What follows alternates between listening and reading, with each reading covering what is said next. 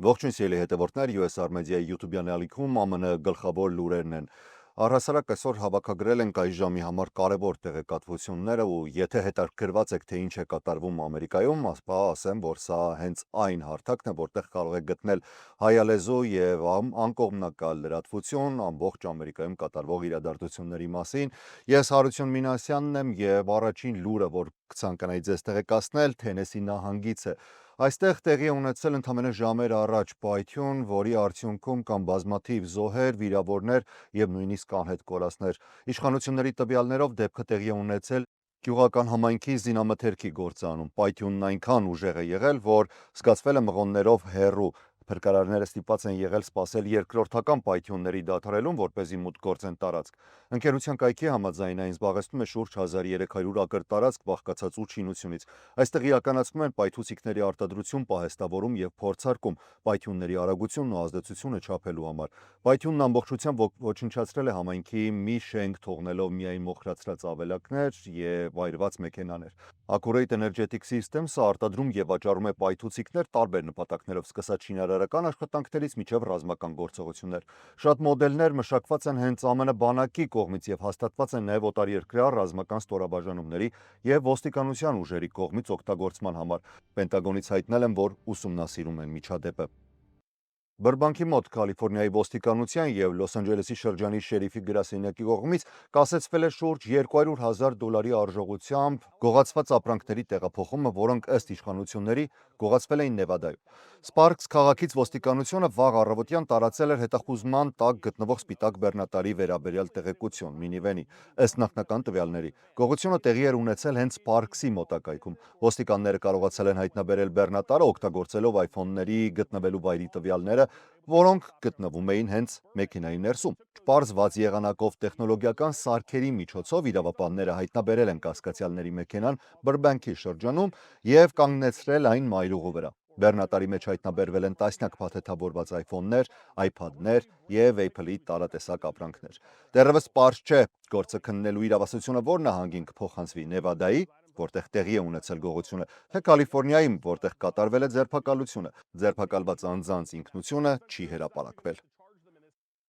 ԱՄՆ դաշնային դատավորը ժամանակավորապես կասեցրել է ազգային գվարդիայի տեղակայումը Չիկագոյի մոտակայքում եւ հատկապես հենց Չիկագո քաղաքում։ ԱՄՆ շրջանային դատարանի դատավոր Էյփրիլ Փերիի որոշումը կմնա ուժի մեջ առնվազն մինչև հոկտեմբերի 23-ը։ Դատարանի որոշման պահին մի քանի գվարդիական զինվորներ արդեն նկատվել էին Բրոդվեյի ներգաղթի կենտրոնի տարածքում, իսկ դրսում ցուցարարների խումբ էր հավաքվել։ Միաժամանակ Սան Ֆրանցիսկոյի դաշնային վերաքննիչ դատարանի 3 դատավորներից կազմված պալատը քննում է Օրեգոնի Պորտլենդ քաղաքում գվարդիայի նմանատիպ տեղակայման դեմ որոշումը չեղարկելու հարցը, ինչը կարող է ճանապարհ բացել հարյուրավոր զինվորների մուտքի համար։ Այս երկու գործերի ելքը կարող է լուրջ ազդեցություն ունենալ Թրամփի ամերիկյան քաղաքներում զինվորականների տեղակայման ընդլայնվող նախաձեռնության վրա, որը դեմոկրատ նահանգապետերն ու քաղաքային ղեկավարները կտրականապես մերժում են։ Կառավարության փաստաբանները երկու դատարաններում էլ պնդել են, որ գվարդիայի զինվորները անհրաժեշտ են դաշնային սեփականությունն ու պաշտոնյաներին ցուցարարներից պաշտպանելու համար։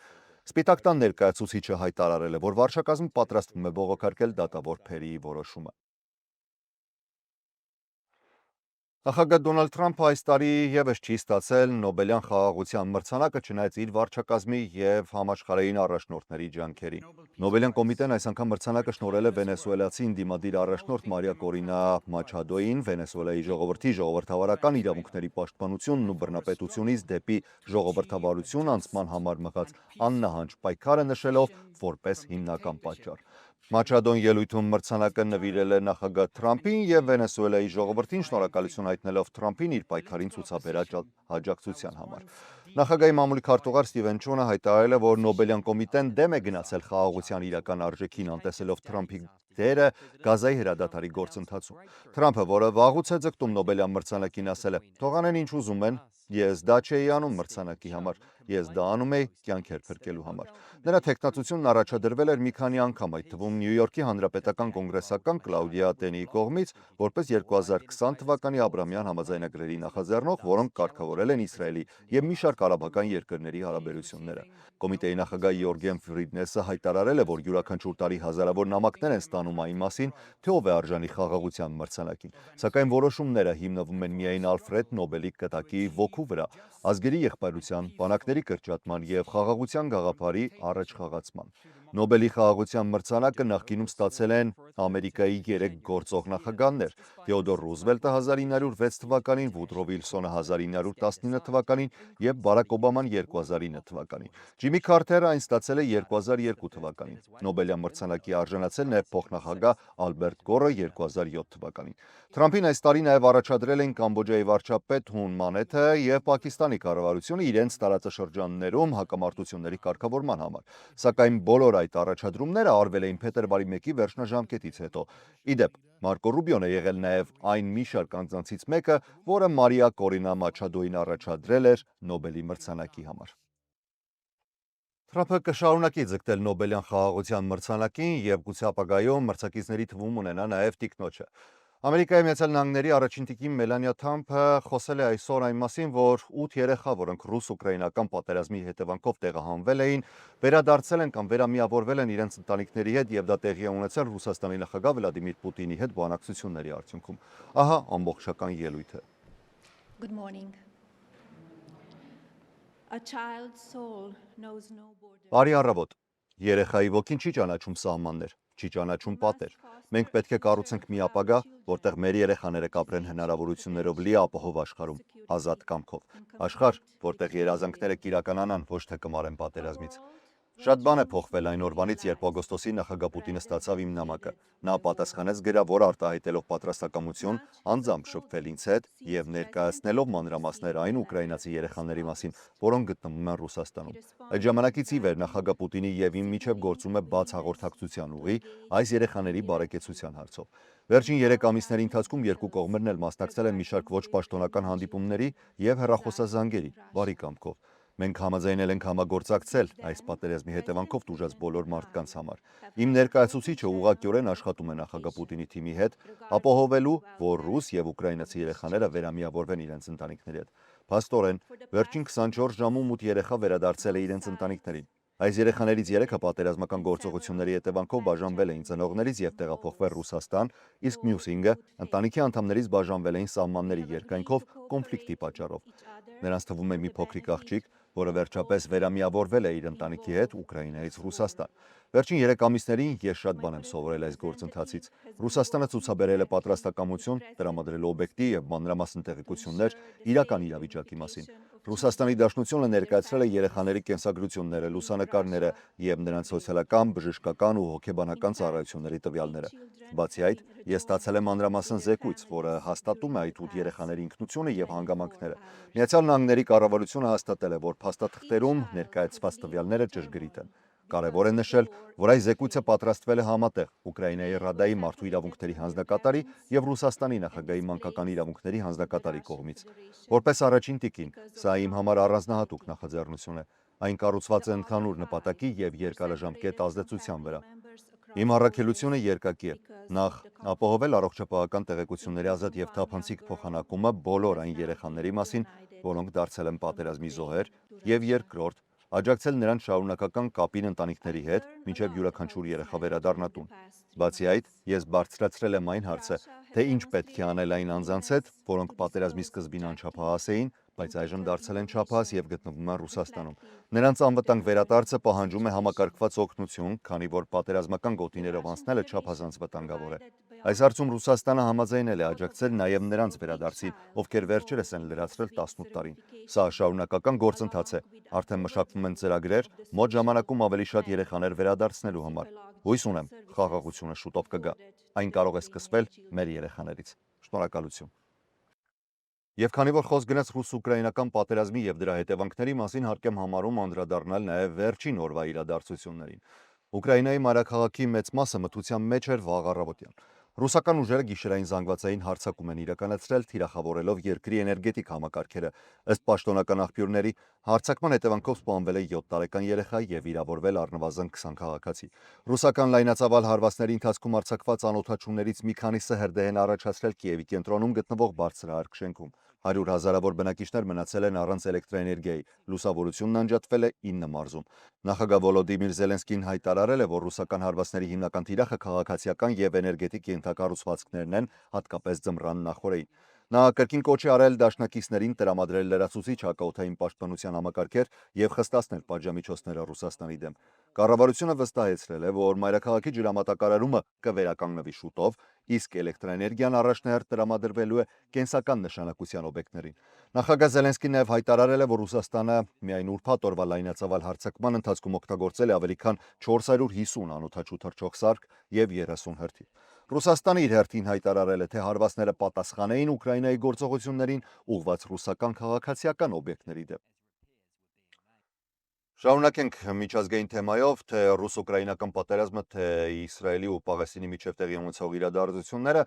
մեր ուշադրության կենտրոնում են, ընդհանրապես աշխարհի ուշադրության կենտրոնում է Մերձավոր Արևելքում տեղի ունեցող իրադարձությունները։ Իսրայելական զորքերը ուրբաթ օրը դուրս են բերվել Գազայի քաղաք տանող ճանապարհից համաձայն Համասի հետ ձեռք բերված հրադադարի պայմանագրի։ Հազարավոր պաղեստինցիներ սկսել են շարժվել դեպի հյուսիս, այն քաղաք, որը մեկ ամիս շարունակ գտնվում էր Իսրայելի հարձակման տակ։ Սակայն, ինչպես պատմում են ականատեսները, մոտակայքում հնչող կրակոցները շատերին ստիպել են կանգ առնել, չհասկանալով, թե երբ է իրականում դադարելու կրակը։ Գազա քաղաքում մարդիկ շարունակում են փնտրել իրենց տների մնացորդները։ Իսրայելի կառավարությունը վաղ առավոտյան պաշտոնապես վավերացրել է հրադադարի համաձայնագիրը, բացելով ճանապարհը 24 ժամվա ընթացքում ռազմական գործողությունները դադարեցնելու համար։ Չնայած այդ պահին դեռ ծուխ էր բարձրանում համաձայնագրի առաջին փուլով, Համասը պետք է 72 ժամում ազատի Գազայում պահվող իսրայելցի պատաններին, ըստ ԱՄՆ նախագահ Դոնալդ Թրամփի նախաձեռնության։ Թել Ավիվի այսպես կոչված պատանների հրապարակում անդադար աղոթներ են հնչում։ Ներկայումս Գազայում, ըստ իսրայելական տվյալների, դեռևս ողջ են համարվում շուրջ 20 պատաններ, 26-ը մահացած, իսկ 2-ի ճակատագիրը անհայտ է։ Նախագահ Դոնալդ Թրամփը հայտարարել է, որ ծրագրում է մեկնել տարածաշրջան պատանների ազատ արձակմանը նախորդող օրերին։ Նրա ծրագիրը շատ հարցեր է թողնում բաց, հատկապես այն, թե արդյոք Համասը կզինաթափվի եւ ով է կառավարելու ավերված Գազայի հատվածը։ Համաձայնագրի ուժի մեջ մտնելուց հետո բեռնատար շարասյունները պետք է սկսեն սննդի եւ դեղորայքի մատակարարումը, օգնելու քաղցից եւ սովից տուժած բնակիչներին։ Փրկարարներն արդեն հասնում են նախկինում անանցանելի տարածքներ, հայտնաբերելով նախորդ հարձակումների զոհվածների մարմինները։ Իսրայելի կողմից սահմանափակումների պատճառով սնունդն ու դեղորայքը դարձել էին հազվագյուտ Գազայի ավելի քան 2 միլիոն բնակչի համար։ Եվ հիմա ավելի քան կես միլիոն մարդ գտնվում է սովի եզրին եւ հատկապես հյուսիսային Գազայում իրավիճակը ամենածանրն է։ ՄԱԿ-ի մանկական հիմնադրամը UNICEF-ը կոչ է արել բացել բոլոր անցակետերը սննդային օգնությունը հասցնելու համար։ Մենք վտանգում ենք երեխաների կյանքը, եթե արագ չգործեն, կարող է տեղի ունենալ մանկական մահացության կտրուկ աճ ոչ միայն նորածինների, այլև փոքր երեխաների շրջանում, որոնց իմունային համակարգը երբևէ այսքան թույլ չի եղել, հայտարարել են կազմակերպությունից։ UNICEF-ի տվյալներով 50,000 երեխա գտնվում է սուր թերսնման վտանգի տակ եւ անհապաղ բուժօգնության կարիք ունի։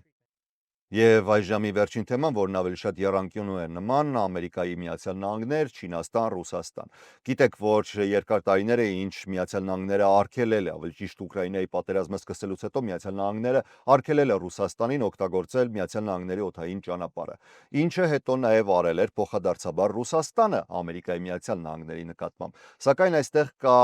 մեկը, որ օգուտ է քաղում, դա Չինաստանն է։ Հիմա Միացյալ Նահանգները խստացնում է ճնշումը չինական ավիաընկերությունների վրա, առաջարկելով արգելել նրանց օգտագործել Ռուսաստանի օդային տարածքը Ամերիկա մեկնող եւ Ամերիկայից եկող չվերթների համար։ Այս քայլը, որը հայտարարվել է ԱՄՆ տրանսպորտի նախարարության կողմից, նպատակ ունի հավասարեցնել մրցակցային դաշտը։ Չինական ավիաընկերությունները, ինչպես ցույց է տրված կարմիր գծով, թռչում են Ռուսաստանի վրայով կրճատելով ճանապարհի տևողությունն ու վառելիքի ծախսերը, մինչդեռ ամերիկյան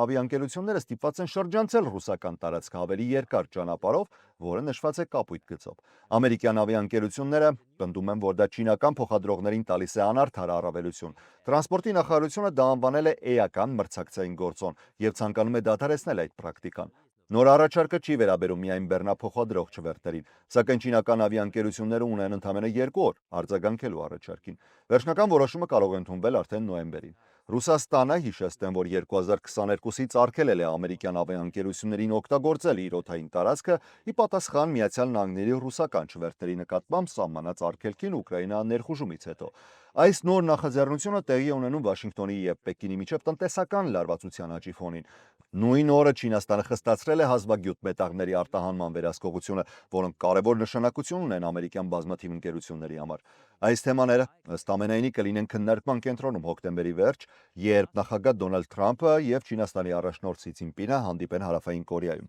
Նախորդ տարի Միացյալ Նահանգների տրանսպորտի նախարարությունը թույլ էր տվել չինական ավիաընկերություններին հասցնել ԱՄՆ չվերթների թիվը շաբաթական մինչև 50-ի, սակայն ամերիկյան ավիաընկերությունները քննադատել էին այդ որոշումը, նշելով, որ ռուսական տարածքներով թռիչքները նրանց մրցակիցներին տալիս են անարդար առավելություն։ Եվ այս ժամի համար նախատեսել էինք այսքանը, ես Հարություն Մինասյանն եմ։ Շնորհակալ եմ ուշադրության համար։ Առողջ եղեք։